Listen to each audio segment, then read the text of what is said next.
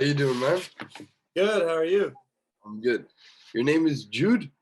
Yeah, like Nice to the meet like the Beatles song. Fuck yeah. Nice to meet you, Jude. I'm Diego. Nice to meet you. Yeah, thank you for taking the time, bro.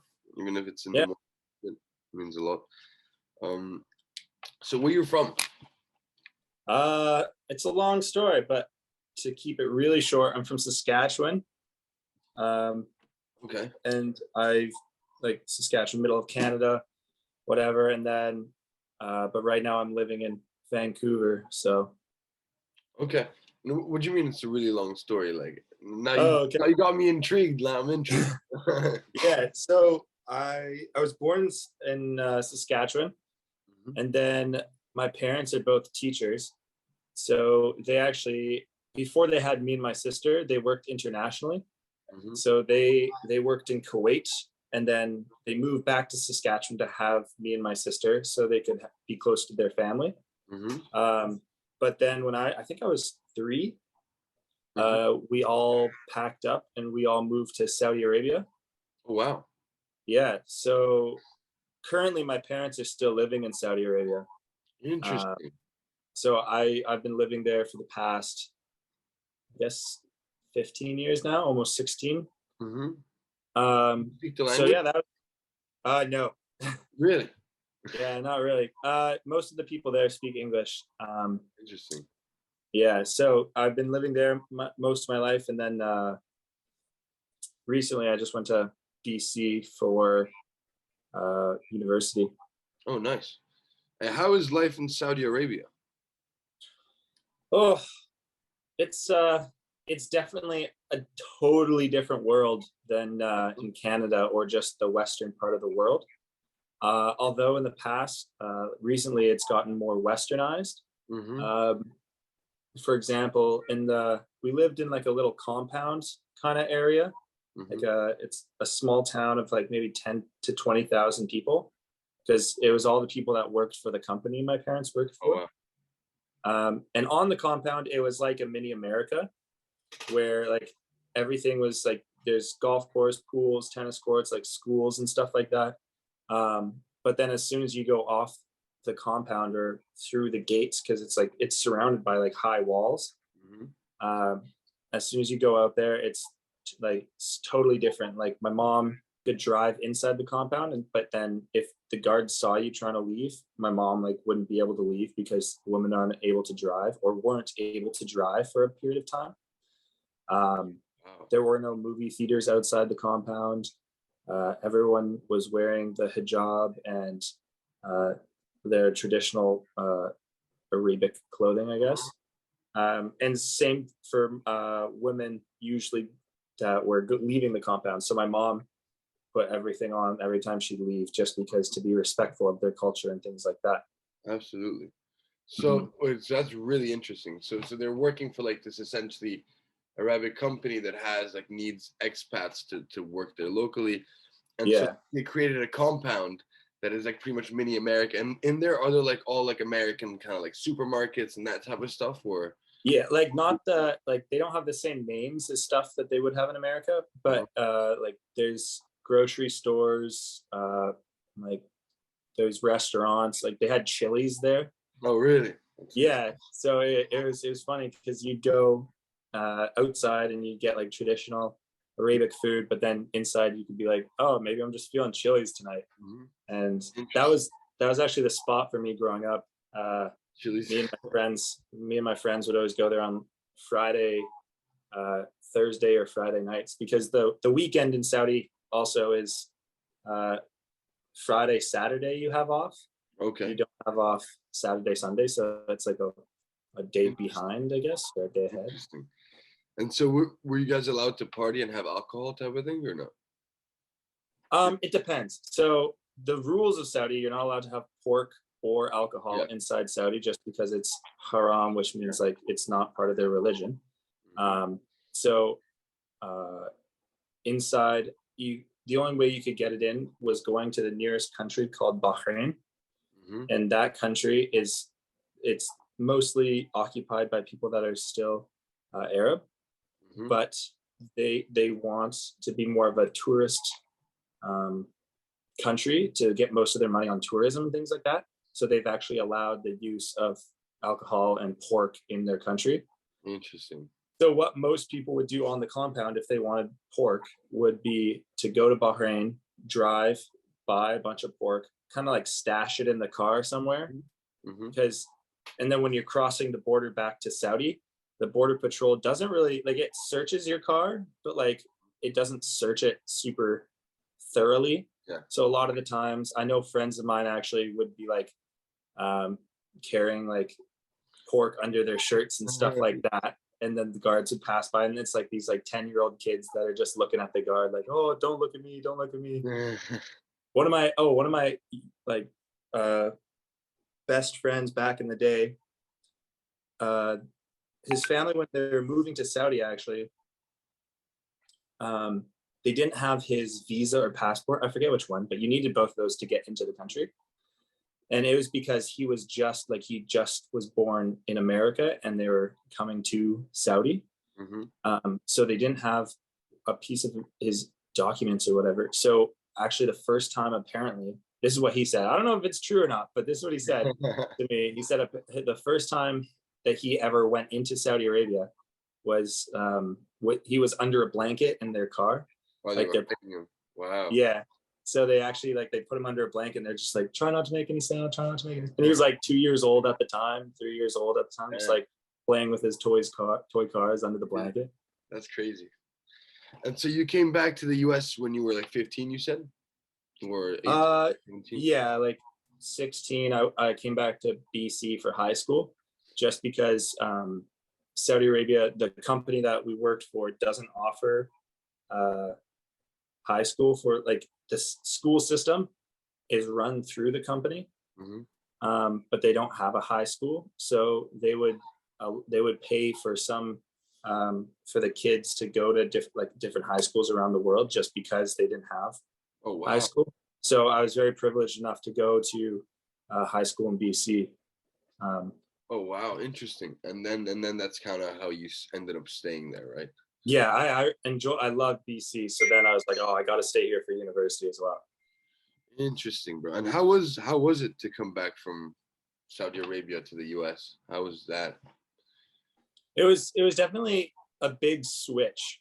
I was super used to the culture and the customs at the time, and just how a lot of the information that we were getting in Saudi Arabia was censored.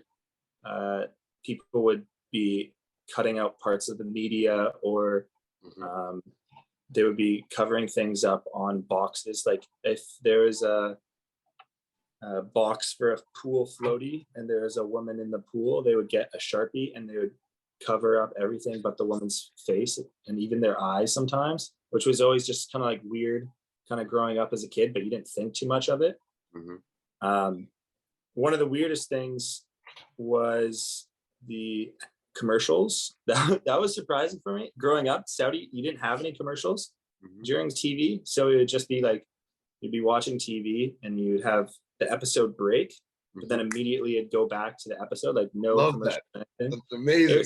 It was the best. But then coming here when I was watching TV, I was like, oh my goodness, there's so many commercials. Like I can't deal with this. But other than that, it was just kind of like reawakening like what all my senses and being aware of everything, because nothing was being censored anymore, which was I think something good that happened to me. So interesting. And so you went to college, and then were you making art back in Saudi Arabia, or is that something that started when you came here to America? It was honestly, I've always been drawing and painting ever since I was a kid. And it's a funny story how I actually got into it. But yeah, mostly I started taking art seriously when I was in about grade 10, grade 11. And the reason is I've always, when I was a kid, me and my cousin would always like draw. Our grandparents had a trampoline in their backyard. So, for summers, I would come back from Saudi to Canada. Okay. So like, because it's way too hot. Like it gets up. I remember the first time we went to Saudi, the one summer we stayed, it was like 50 degrees Celsius, which is like I don't know what that is. Like yeah, like you wouldn't go outside. You wouldn't go outside. So yeah, we'd come back for summer. So then me and my cousins would always hang out during the summers. And my grandparents had a trampoline, so we'd always draw like action like figures. Like we'd draw like our armor and swords and our like some dragons that we'd have, and we'd like kind of jump around on the trampoline for hours, just being like pretending who we were. So that was me as a kid. And then it didn't like it kind of like the realize or the growing older, you're kind of thinking about like, oh, what do I want to be when I grow up?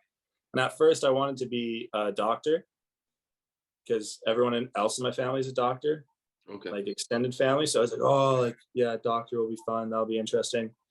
And then grade 10 going into grade 11, I applied for the studio art class. And this was me being totally ignorant, and I didn't realize you had to submit anything. So then the teacher kind of emailed me one day, and he was like, hey, where's your portfolio for this class? So I was like, oh crap. So I like whipped together a quick portfolio, turned it in, and then like 2 weeks later, I got denied from the class. So I kind of had this like moment where I was like, oh, I could just forget about this and continue trying to be the doctor like I wanted to be, or that I thought I wanted to be. But then I also was like, man, I kind of want to prove this guy wrong. I kind of want to get into this class and work my ass off for everything. So I kind of got into art in grade 10, grade 11, just to spite someone. And then ever since then, I've just fallen in love with it. So yeah, it's a weird story, but it's a funny one. In regards to so you said your whole family are like doctors.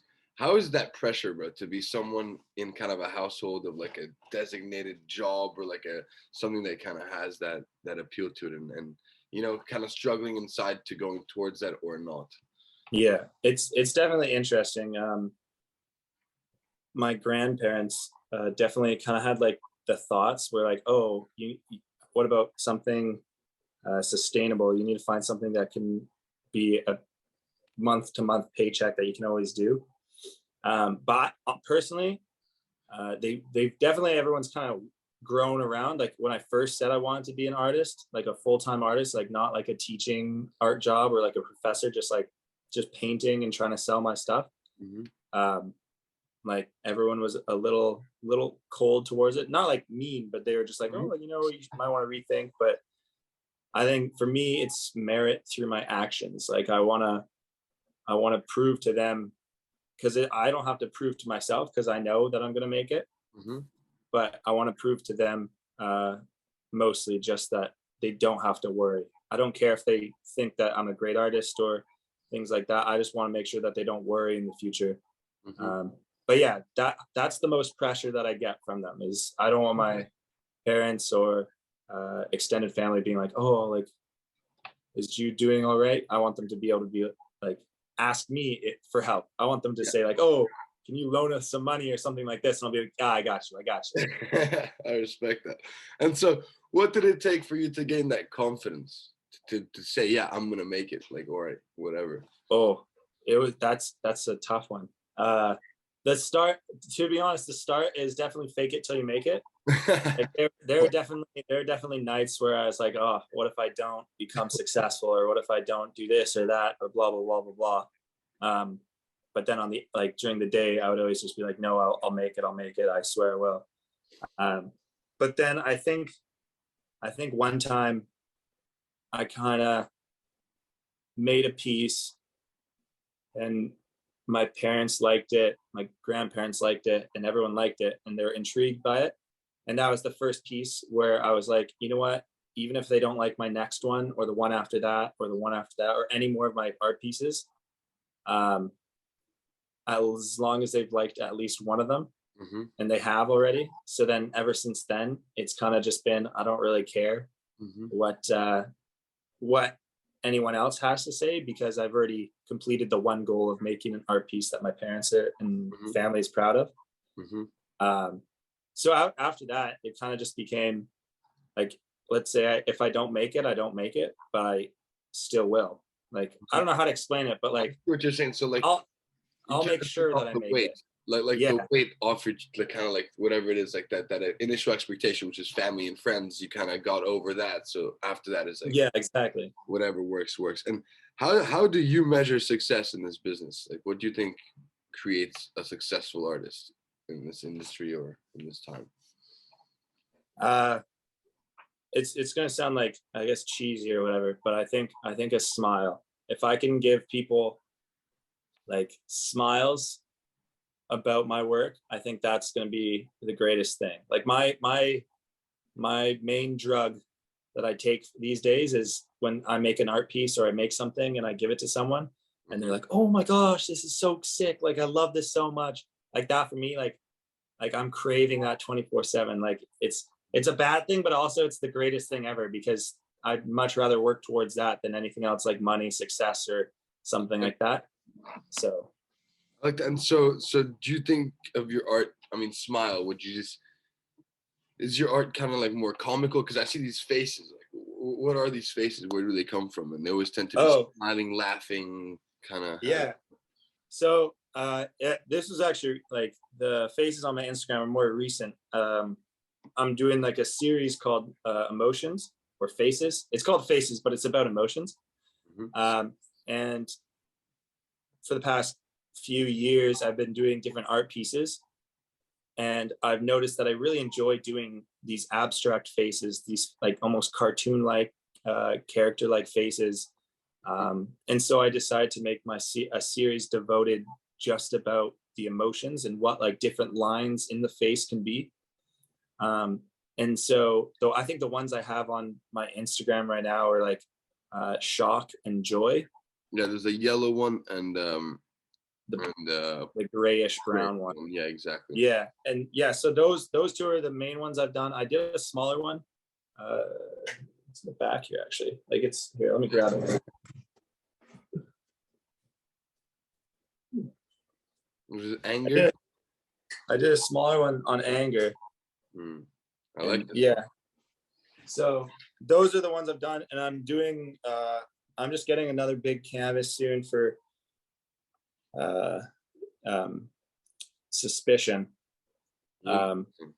but yeah, I like doing like with the style or whatever. It's kind of something new that's happening, and I'm kind of just doing the series just to see where it goes because I'm mostly interested in that because I want to see what can evolve with my skills from doing all these faces with all this line work.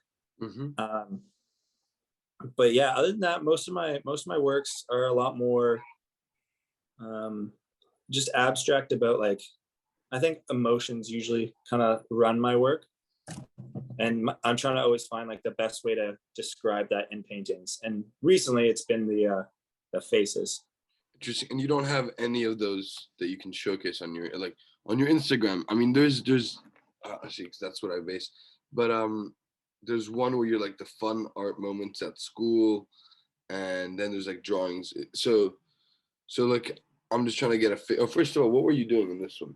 What is this one here? Oh, that's my printing class. We were doing a printing thing, and so for my final piece, I was doing like a full body image of myself with chains called the Chains of Time. Hmm. It's just talking about how uh, people have to accept death um, because there's no way to escape it. Hmm. So, and that was, and so printing class, we use silk screen printing, like something like if you're making shirts, Yeah, it's yeah. kind of the same process. Yeah, yeah, the screen printing. So I did a class with that, and so, um, but I was using like I guess like a giant sized one, like it Mhm. was Yeah. really big. Um, so all the pictures, it was weird because I was in the studio for like a couple hours, and the image on the print, it's the next one on my Instagram, and that's the full piece. But that's an image of me that I took, Hmm. and then I made into a print. So it was just weird because we were just doing that first layer of just like the black layer, which was me, Hmm. and but something kind of went wrong, and the ink like spilled a bit. So we had to do a lot of these test prints just to see if it was like doing all right. So I kind of looked back, and after like 2 hours, there's just tons and tons of pictures of naked me all over the studio. So I just thought it was funny, and so I just snapped a few pictures of it. But I see. um, yeah, Wait, so I like the name of the piece. the chains of time, and how it's the relationship within death. Is that something that during this piece you investigated that subject? You know, kind of your comfortability with death and how you stand on that line. Yeah. Uh, it's very interesting because it's something that I think about like a lot, just because being Christian myself, Hmm. uh, we're all promised this salvation and this awesome place when we die, but it's still for me scary to think about because we can never know for sure. Hmm. There's no one that's been able to go there and come back and be like, oh guys, don't worry, it's true. Hmm. So it's definitely always a risk that you have to take, but that's like, I would love to stay on this earth forever, man. Like, this is an amazing place. I love the people that I'm with, but so that it was interesting as I was making it, and like even doing the printing itself with the screen printing, like the task of doing it, and like especially when I was printing the chains, like it was is interesting. It was a very like emotional time when I was printing the chains because I'm literally printing the things that are holding me down to die. So yeah, it was definitely an interesting experience. And so you're Christian. Do you practice? Do you like go to church or do? Oh yeah, yeah. Yeah. I honestly I don't go to church too much, uh, just because I'm on. To be fair, I'm like lazy, so I don't. The honesty really matters. Yeah, yeah. Like honestly, it's because I'm lazy. But yeah, no, I'm a practicing Christian. Okay. You know, yeah, because I mean, I feel like that it's already kind of nice to have that some sort of reassurance. Because for people that like I'm religious, I was born into a Christian family, like Italian, whatnot.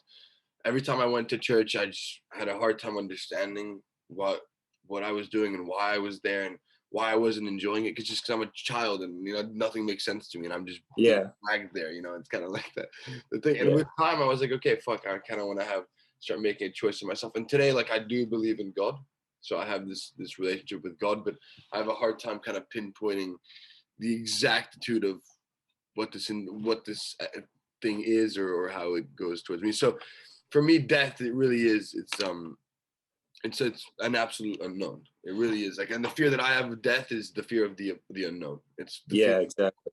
getting into something that I have no idea what will happen or how it will happen. But I definitely don't think it's the end. I don't think it's just this thing that ends and it's over. But Yeah, yeah, no. So having that like was my concern when I was young, right? It's like you know not believing in it and while you still believe in it makes you think that you're going to hell, right? It's like that yeah, thing. You're like, it's like yeah, I yeah, better believe into this, or I'm going on the other side, and that's not what I. So, kind of, I always had a battle within me in those regards, especially because you know, as you said, we're promised this amazing, beautiful thing if we constantly live within the guidelines of our religion. But I don't know, maybe through time or through experience of meeting other people, like have has your opinion kind of moved with time or like in regards to your own religion or others religions like I think um, throughout meeting a bunch of people, when I came to Canada in Saudi, I was pretty. I would say as a kid, I was very dead set on my religion, and I knew what I knew. To be, I'm the same with you though. As a kid, man, I didn't enjoy going to church at all hmm, because it was always something on a Sunday, or I guess in Saudi it was a Saturday. hmm, But on Saturdays, my parents would wake me up early. I wanted to sleep in, had to get dressed, had to shower, had to go yeah, there, sing all these songs, listen to the guy speak up front for like 2 hours, and then go home. Um, but as I got older and I came here, I think I went down and I was more shaky with what I believed in and what I thought. And I think it's mostly been for the past 2 years now, 3 years, where I've just decided, let me think about what I want to think about and I'll figure it out myself. hmm, And I think that's something that's really important is no matter what like anyone says to you or anyone talks about with you, it's got to be your own decision that you make for hmm, your future. And I think that's something that I found and has definitely helped me along the way is I'm going to put in the time of research or I'm going to put in the time of thinking And unless I do that, then I'm always going to be trying to emulate what someone else says. Absolutely. I like that because it really puts like the true essence of faith, right? Like Yeah. you can believe it blindly, but it's something that, in my opinion, something that you believe in. Like the people that really like preach are people that genuinely in their hearts believe Yeah. the things that they're saying, right? And if you don't have that relationship with religion or spirituality, it's like it just always kind of feels kind of phony. Like you're following this thing, and even there, like if you're following Christianity just to go to heaven, I reckon that's like the wrong way to go about it. It's Yeah. like everything else that it gets encompassed. So actually, I think that's a great point. And so when are you finishing? Are you still doing school? Are you still in the art school or? Yeah, so I'm currently still at school. I'll be done hopefully I'll be done my degree after this year, 2 more years after this year. Okay. And honestly, I thought about this the other day, or not the other day, most like 2 months ago or whatever. But I was honestly contemplating like why am I going to university? Like I could just take the money that I'm spending from university and have that start up with my art and see where I go from there. And that's always been the exciting part. But no, I think I enjoy going to university. One, because I get to meet a bunch of people and I love meeting people, so that's like my favorite part. But two, it also gives me a great way of connecting with a bunch of other artists.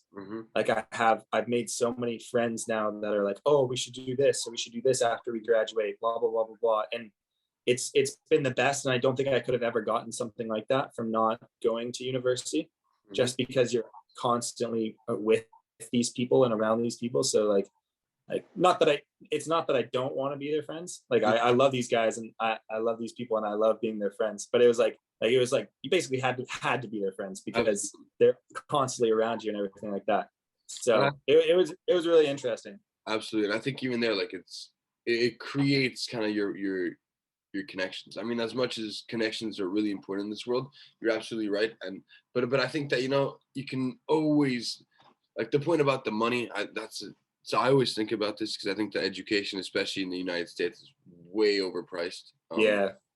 And when you kind of balance the goods and the bads in that regards, you're like, okay, fuck, like I could get this pool of money, which means that I could travel tomorrow and not only meet artists in my university, but meet artists all over the world and kind of make those, because it's all up to you if you're willing to talk to people. Yeah. You go to conventions tomorrow and start chatting up all the convention. I think that's the same amount of people you would meet in the uni. But it's always, I think everything is very specific to you as an individual. So you probably had to go through university and had to like meet these people this way and create kind of growth through it too, right? I reckon. Yeah, exactly. Growth going to uni because you're alone and responsibilities and whatnot. So I mean, I went to school, bro, and the second I finished, I was like, oh fuck, I could have bundled up all that cash instead of having debt or whatever, and then but it's an interesting one because it sets you up in different ways. So you do learn and live a lot. But have you collaborated at all with other artists? Have you ever had that experience of working with someone? Not formally. I've had some of the projects that we do, we collaborate a lot of the time, but it's never been anything where I've been like, oh, let me and you work together outside of a school project. I see. But yeah, I don't think I have that I can think of. I mean, I like some of my friends and I have like discussed doing it. It's just they're also 2 years older than me in school, so they like their plate is a lot more full than mine right now.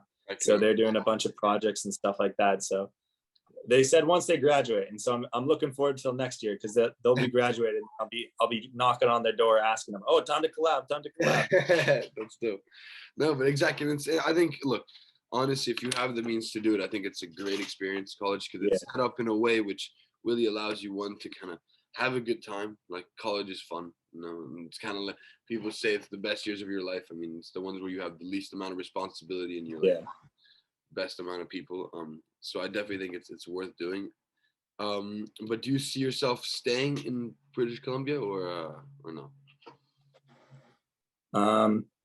I don't know. I think in the future, I'm attracted to really busy areas, I like one thing I've learned from being in Vancouver is I love the city.